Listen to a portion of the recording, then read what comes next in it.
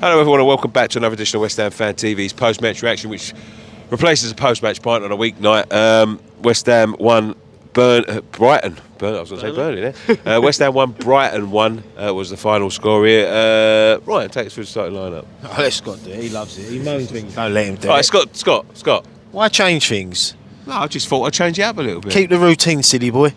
Fabianski in goal, Soufal right back, Johnson left back, Zuma and Dawson in the middle, Rice, Souček, Fornells, Bowen and Ben Rama with Antonio up front.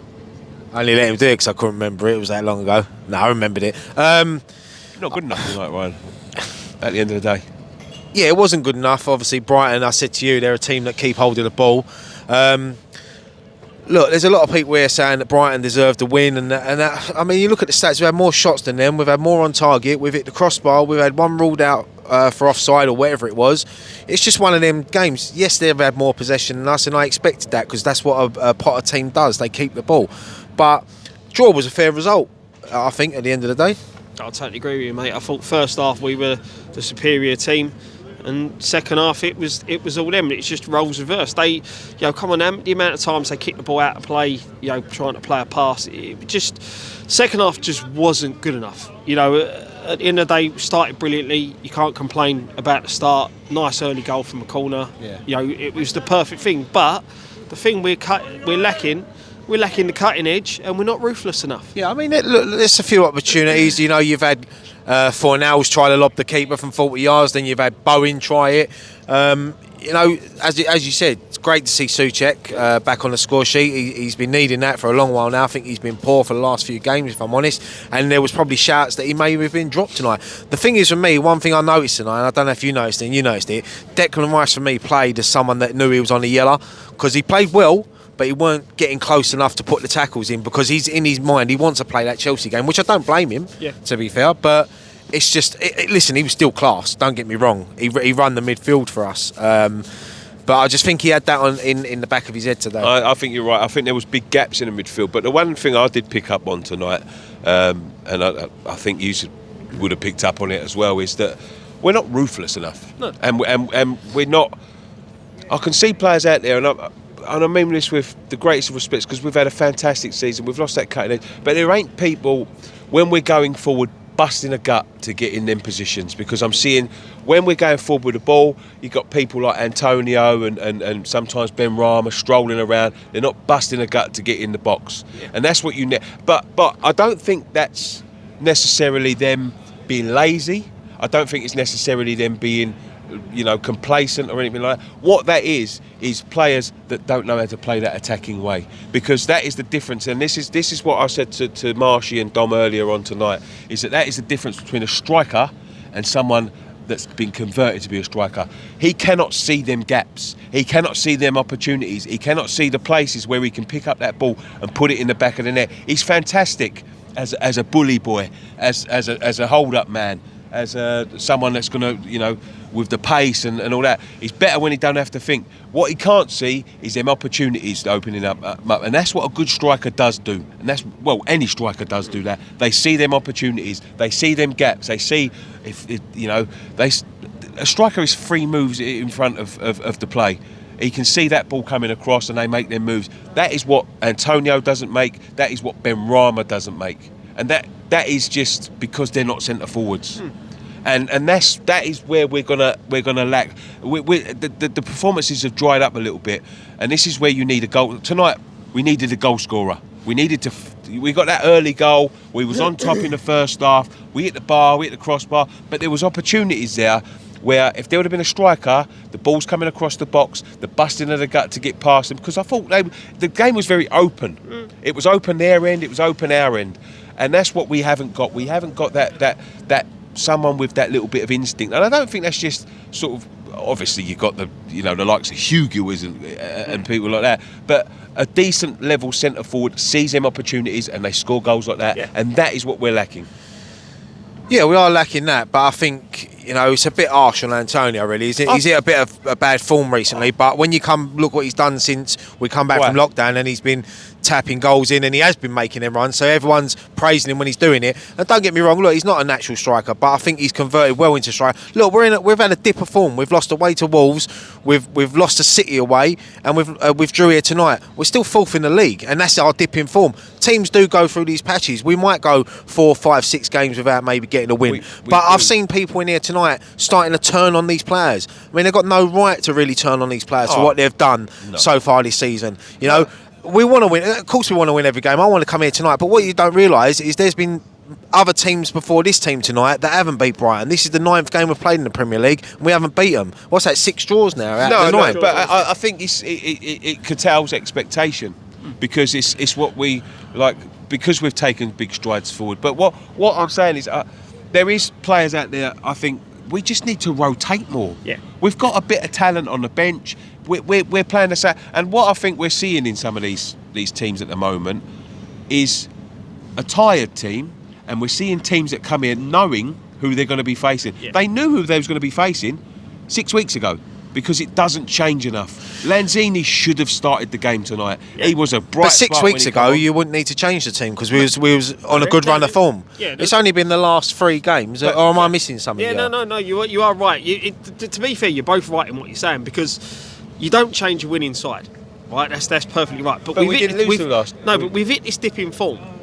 So now you need to make changes. Now you need to freshen up. Well, just bring another spark in, and the spark we saw empty out there. Yeah, Scott. The spark we saw it against City is Lanzini. That's the spark. That's the change you make. You just bring him in just to freshen it up somewhere in the midfield, and then you make a player think. Yeah, for me, Lanzini starts tonight. Yeah. I think he deserved to start, but he didn't. I think the substitutions that David Moyes made. I mean, bringing Masuaku on, for me, there's no point. I get it was because he was worried because if you. But you've got Vlasic sitting there. Yeah, but you've got a £30 million player sitting there. Yeah, but he brought Masuaku on to try and deal with the pace of Lamptey because Lamptey was rapid and he was tearing up Johnson down that right hand side, down our left. You know, that was a smart move to try and counteract that. Where did the goal come from? Yeah, the problem come from there, but the biggest problem was we conceded that goal with them having 10 men. We didn't use the spare man. When they went down to 10 men, we did not use the spare man. I'll be honest with you, it was news to me that they were down. So that goes to show, you know, they lost the player. That last 10 minutes they played with 10 men. Yeah. You know, and we did not then try and move the ball. We brought Lanzini on, feed him the ball.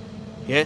What you was touching on with Antonio, you notice it. He doesn't drift into them natural striker positions. The ball comes out wide. He's coming towards towards the ball on the width instead of drifting off going to that back post, which natural strikers would do. And that's the thing. I'm not going to criticise Antonio too much.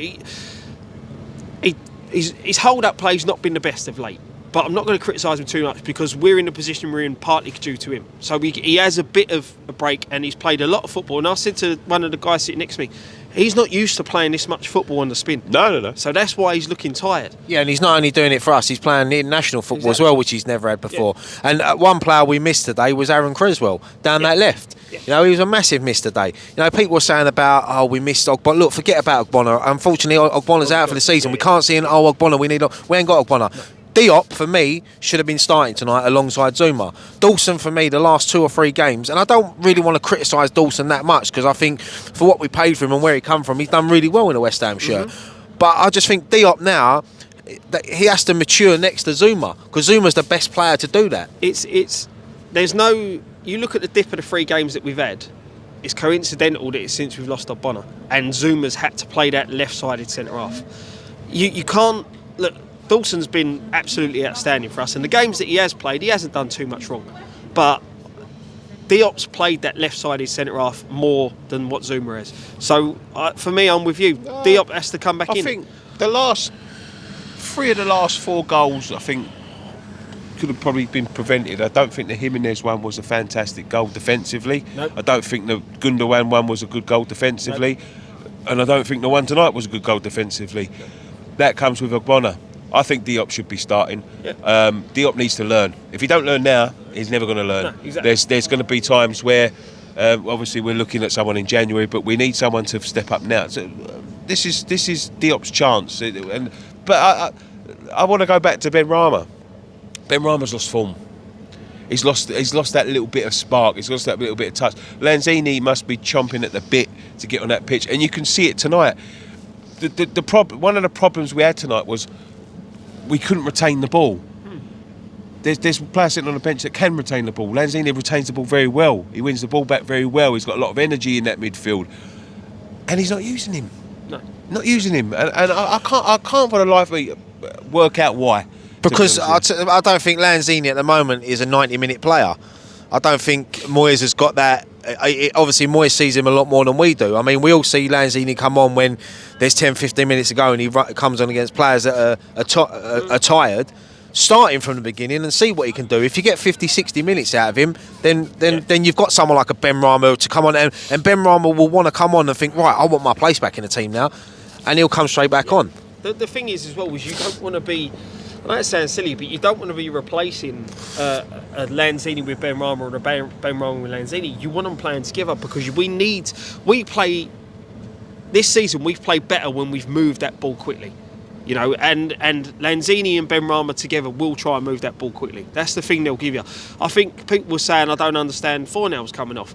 Fornell's done absolutely nothing in the second half. First half he was good, second half he was poor, and he deserved to come off. But there's other players out there who they just need a lift. There needs to be a spark, and that, like we've said, and some of the fan cams said, rotation a little bit.